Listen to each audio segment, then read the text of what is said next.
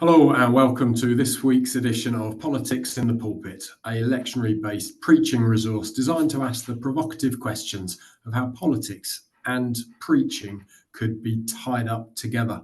My name is the Reverend Chris Upton. I'm a Baptist minister. I preached for 23 years from one pulpit in Haworth in West Yorkshire, but now I work as the national lead to the Waterways Chaplaincy, and I'm also the church funding officer for Christians Against Poverty, and I'm speaking from their offices today. Each week I'm joined by a different guest, and today I'm very pleased to introduce David, Reverend David Hardman, a British Methodist minister ordained in 1994. He served churches and circuits in the city centre and suburbs and inner city Manchester and London.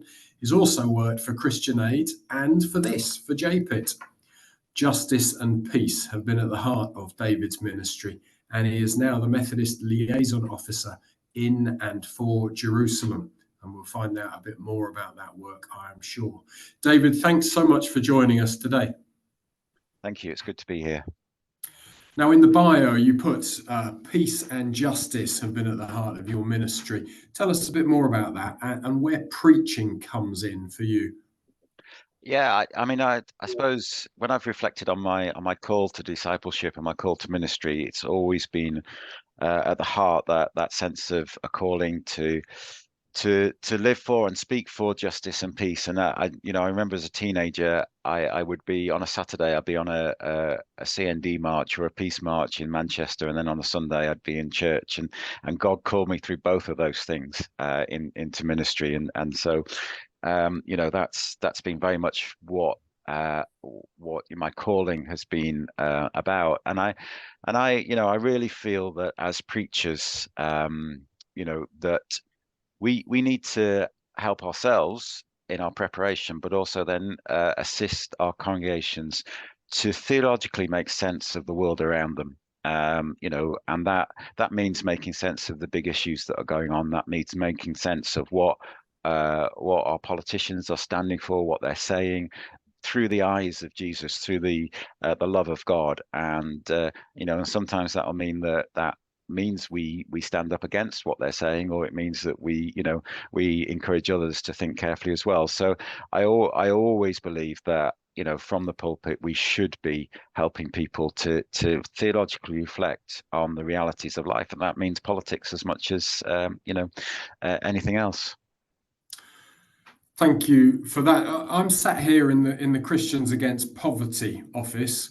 We believe that tackling poverty is not just a part of the gospel, but is the gospel. Would you say the same for peace and justice? Absolutely, and I think sort of poverty can be at the heart of that as well. And because I think that justice, what I see as justice is this is about the opportunity for everybody to have life in its fullness, and not to suffer from oppression, not to suffer from poverty. And so and I always come back to Jesus at the start of his ministry quoted Isaiah and said, release for the captives, freedom for the oppressed. The Spirit of the Lord is upon me. And if it was upon Jesus to do that, then as Jesus' disciples, as those who follow in the footsteps, then that is what we're called to do as well. And so I think the world is crying out for just peace. We put justice and peace together, don't we? We very often talk about justice and peace, and I am a really firm believer, and I think certainly, obviously my current role in Jerusalem, although I am not there at the moment due to the conflict. I've come home, but people are calling for a ceasefire, and of course we need that because of the horrific numbers of people that are being killed. But actually, what we need is justice, because if we don't have justice, then we will see this cycle of violence just continue. And so, if there is a just solution to the problem in Israel and Palestine that takes into account the human rights of all people, then actually we've got a chance to build peace. So, I really do believe in justice as a foundation for peace. And I peace itself is a wonderful, I mean, the vision of peace is a wonderful, wonderful thing. But unless we have true justice that is the foundation that underlies it, then lasting peace will just be that sort of pipe dream. I've got that little soundbite in my head along the lines of peace without justice, or justice without peace is oppression, and peace without justice is clinical rather than loving or warm. And I need to go back and anyway, we'll dig into this more. JPIT every week gives me some headlines just to remind ourselves of what's going on in our wide world. So I'm going to bring some of those, although sadly most of them are pretty bad news at the moment. And then we'll dig into our lectionary texts for the season. So some more headlines. Another storm, Storm Kieran, is due to hit on Wednesday with risk of further flooding and disruption. Just over a week ago since the last storm of Babette. And a quick sideline here, my work as the waterways chaplain, I'm suddenly seeing the waterways, storm force waters on our canals and rivers causing huge troubles to the 30,000 boat dwellers in our country. And I'd never considered that a storm was more than just a bit inconvenient, but no, proper storms really hurt. The conflict in Israel-Gaza continues, still causing enormous numbers of death and destruction and bringing in other countries around the world. 100,000 people attended the protest in London on Saturday against Israel's violence and against our government's response, and probably for many other reasons as well. Protests may have been held in your towns. A mass shooting in Maine in the US, 18 people killed. A train crash in India, in the Andhra Pradesh state. The Russia-Ukraine war still going on. Russia's parliament recently backing the withdrawal of Moscow's ratification of a global ban on all nuclear warhead testing. Light relief, the Rugby World Cup final, won by South Africa with a great game, but still some underlying issues going on there. And Wales have introduced a ban on several single-use plastic products. Coming up this week is All Hallows Eve, All Saints Day, All Souls Day, and it is also the International Day of Prayer for Persecuted Christians on the 6th of November. Plenty of more food for thought, but our lectionary texts won't wait. We've got 4 from the Revised Common Lectionary that we might be thinking about. Joshua 3, 7-17, the people of Israel cross over the Jordan into the promised land. Psalm 107, a song of praise to the Lord who strengthens the weak. 1 Thessalonians 2, 9-13, Paul encouraging the young church to live lives worthy of God.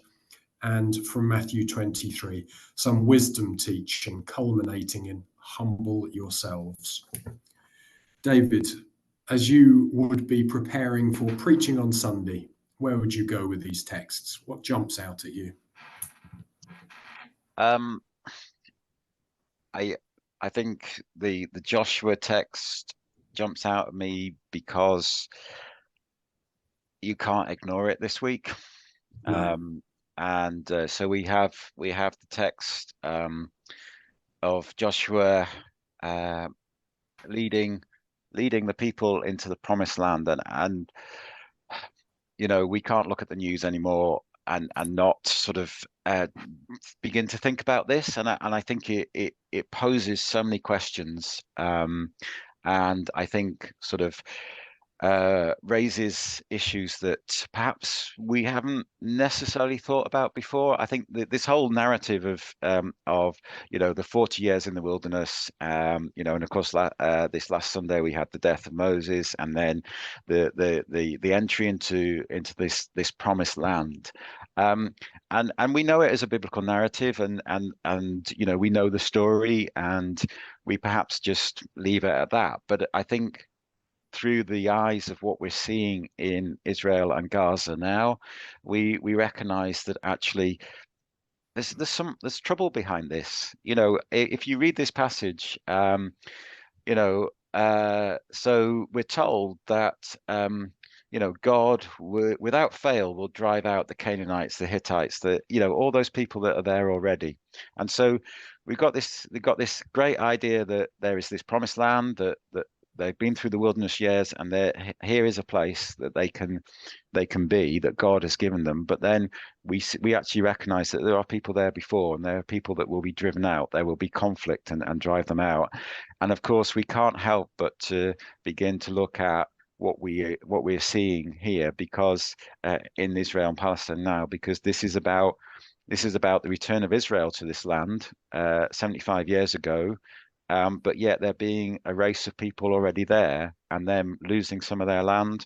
And then, of course, we've seen, 56 years ago, sort of the occupation of the land that was given to the Palestinians by Israel. And we've got the whole, what does it mean to be promised land? What does it mean for those people that are there already? God created human beings who are living there, and today we see the death and the destruction that is being caused because of this argument over land and nationhood and self-determination, and all those things. So, I think we have to wrestle with this text and perhaps wrestle with what is promised land.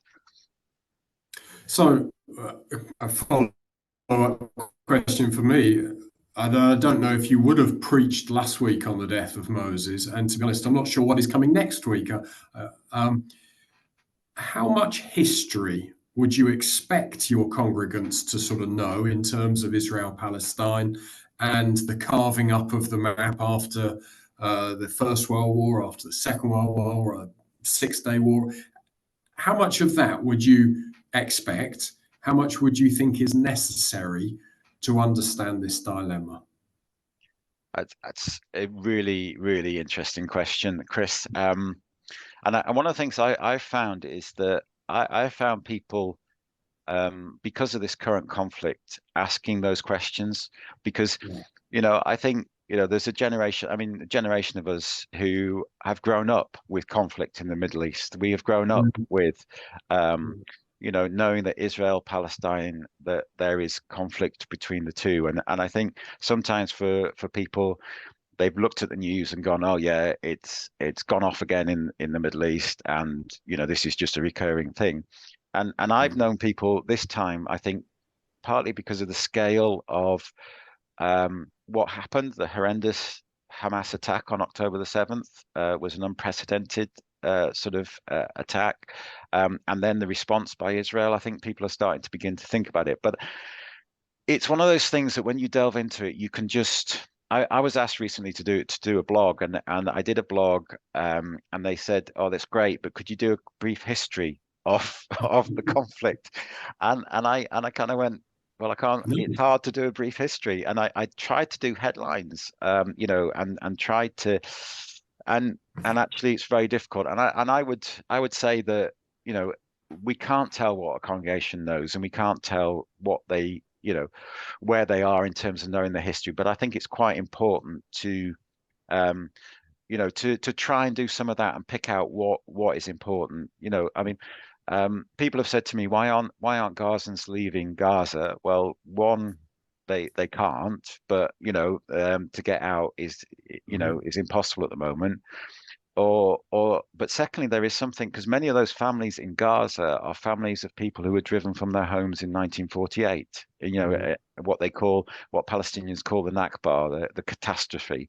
And in fact, Palestinians don't talk about it in the past tense. They talk about it as ongoing. And for 75 years, it's been ongoing. But you've got families there who were driven out of their homes. And so to be driven out of Gaza, even if Egypt opened up the Rafah crossing and they could get out, many feel that they would be never going back to this, what they see as their land, as Palestine. So, I think there's some important interpretations of history that perhaps need to be shared. But I'm sorry, I haven't got an easy answer. I'd love to be able to say, go to this website and there is a preacher's guide, but it, if preachers know their congregations, maybe they've got a sense, and maybe it's, maybe we need to offer some resources when we're preaching on difficult subjects like this. Maybe we need to say, here's a good place. I found this. You could go here, or maybe have some printed out at the back of church or something. I don't know, just for those people that want to have a bit more and to look into it. Mm.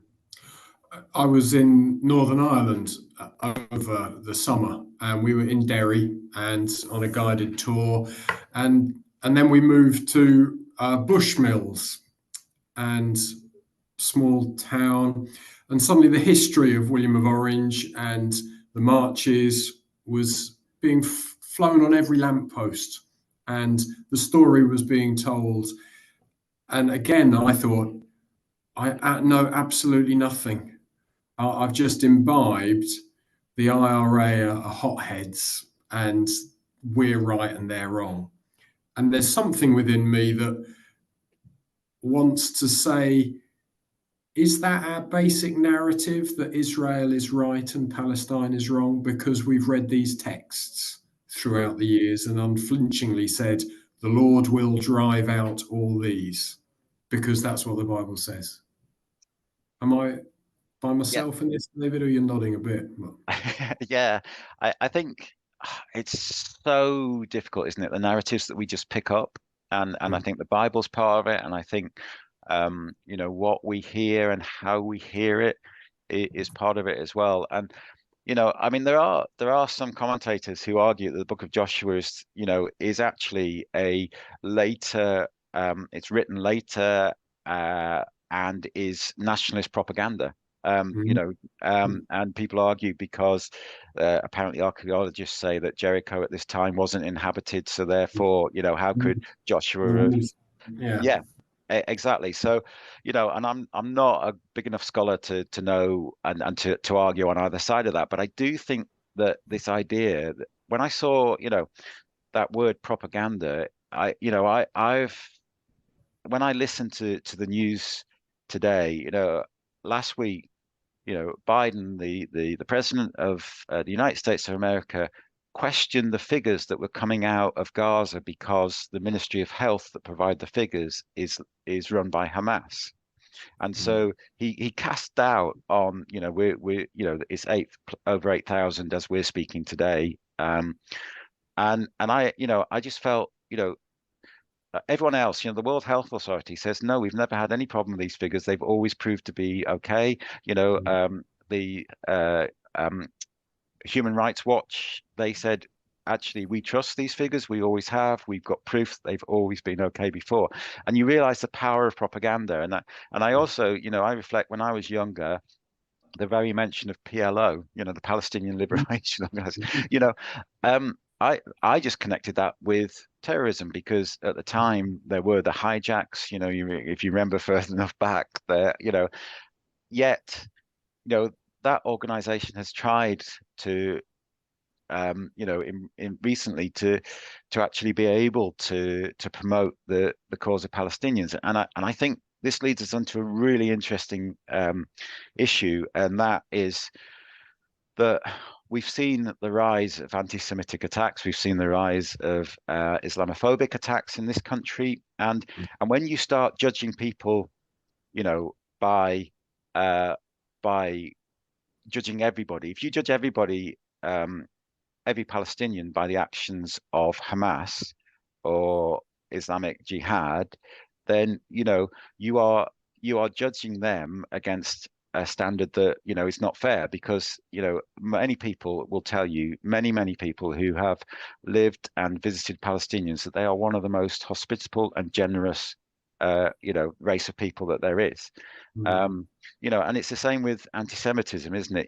We cannot judge the Jewish race or the Israelis by those traditional Jewish tropes that there are, and those things are both wrong. So we need to get beyond this. And I think, for those of us who maybe have read these passages and have been brought up on this narrative that, Palestinian, equals terrorist. Actually, we need to get behind both those things, and we need to look at what God wants us to look at. And God wants, we are called, last week's gospel, to love God and to love our neighbor, and actually that neighbor is not defined as somebody who is the same as us. It's not defined as somebody who is close to us. It's defined as, human beings made in God's image. And so, I think we need to recognize that, I have a difficulty with this passage, not because I don't believe Israel should have a land, not because I don't, I believe that Israelis should have a place that they can call their own. But what I have a problem with is that how do you deal with people that are there already? And if we believe that it's God's will that they're driven out, then that, to me, I can't, I always go back to the Old Testament and I read it through the eyes of Jesus, and if I can't marry the two together, then actually, I'm going to say, I'm sorry, I can't have any truck with this Old Testament passage. And so, the God that's revealed in Jesus is not a God that drives people out. It's a God who wants us to live in love and peace, and justice with one another. So, I do think we need to wrestle with this. And I think we need to get behind the propaganda, whether this passage is propaganda, and I'm not enough of an Old Testament scholar to tell you whether it is or it isn't, but also to get behind the propaganda that we are seeing today as well. And I think that's a key thing for us as preachers, to do that work and to help others to either who've been thinking it or who haven't thought about it, just begin to think about it. David, thank you. If we can, then maybe we need to look at the gospel and Matthew 23. And as we do, I think I want to hold in mind that if when we're thinking about Joshua, and we're thinking of people groups, I wonder if we think in the New Testament, I'm often just thinking of an isolationist me and my God, rather than the corporate nature of the oikos or the nation or whatever it is, and how we balance both the individual pietistic me and my God going to heaven when I die, as opposed to transforming the social order of the world. And I just want, I guess, to balance those two, and how you do that when you're preaching. I mean, I think, I think people would probably say, if former congregations, that I concentrate more on the transformational, transforming the world than particularly on the individual. But I kind of, for me, there's very much this sense in which, we are called, and yes, our relationship with God is transformed through that calling, and we can and rightly should talk about the fact that we come before God as forgiven people because of God's mercy and grace towards us, and that we can come before God. Our sins can be forgiven. We can know that, as a good Methodist, we can know that our sins are forgiven.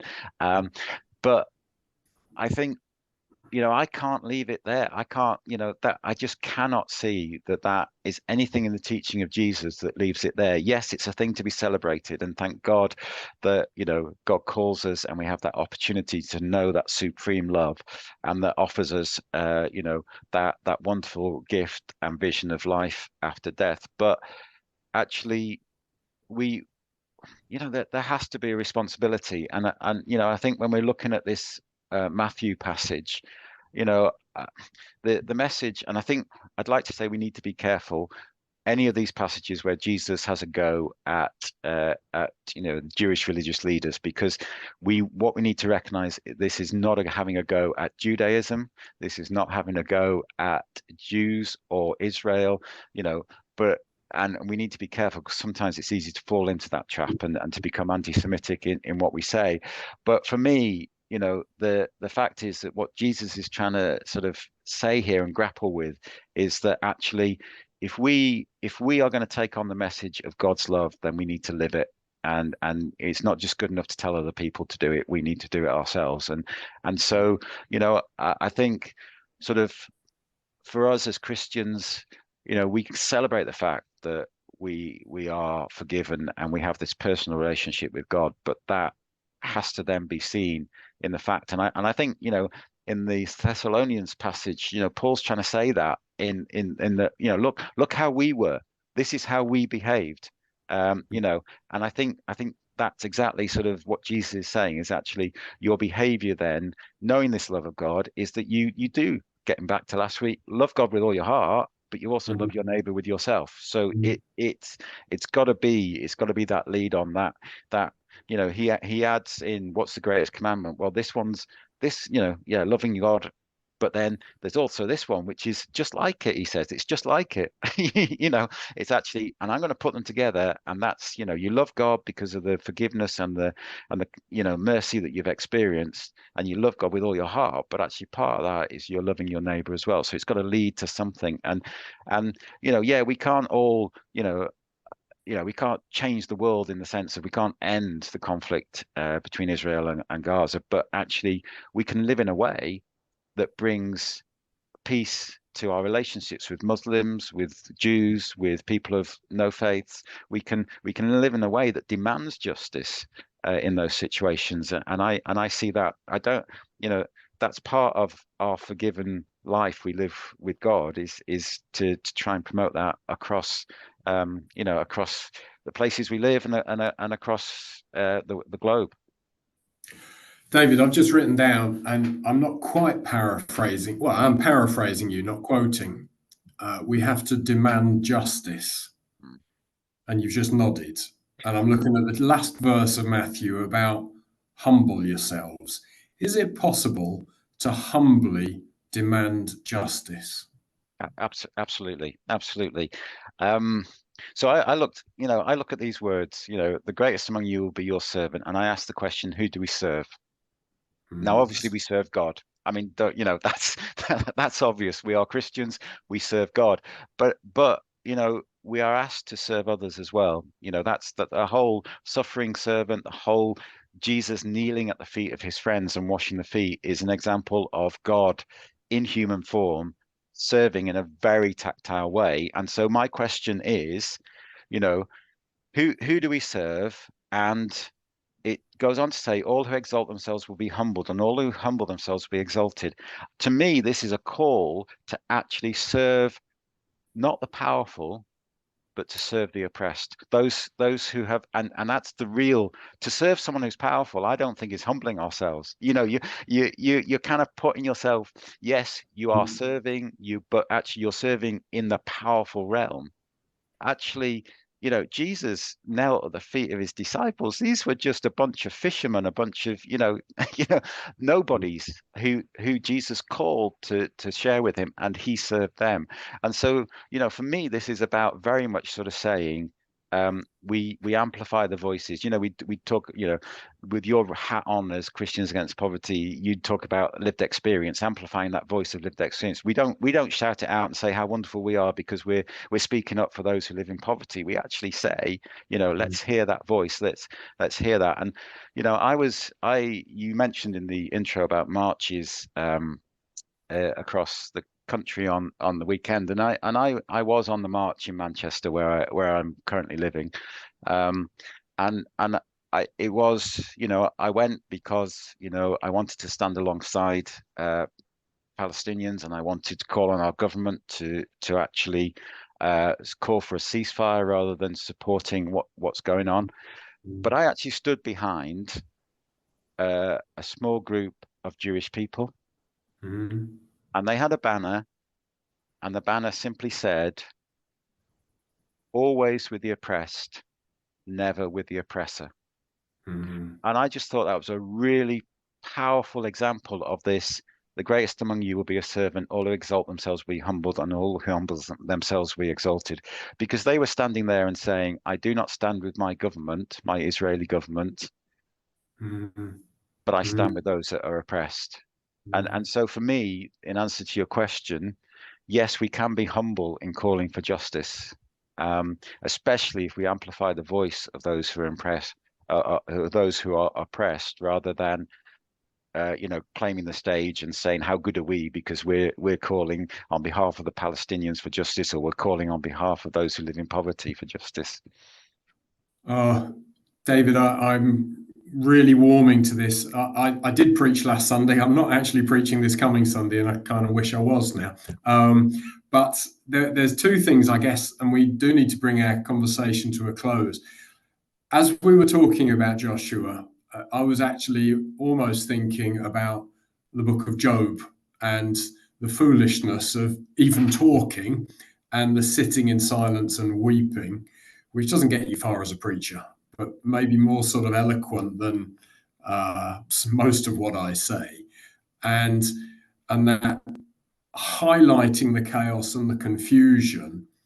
But then I absolutely loved your call to us to remember who are the poor that we might serve, or who might we stand alongside, rather than where is the power, go to the powerful, or all of that sort of thing.